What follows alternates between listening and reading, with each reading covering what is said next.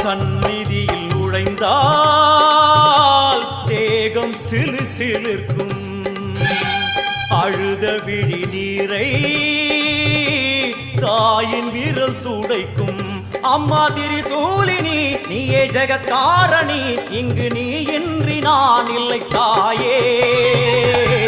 எல்லாம் வல்ல தாயே, எங்கும் நிறைந்தாயே. எல்லாம் வல்ல தாயே, எங்கும் நிறைந்தாயே.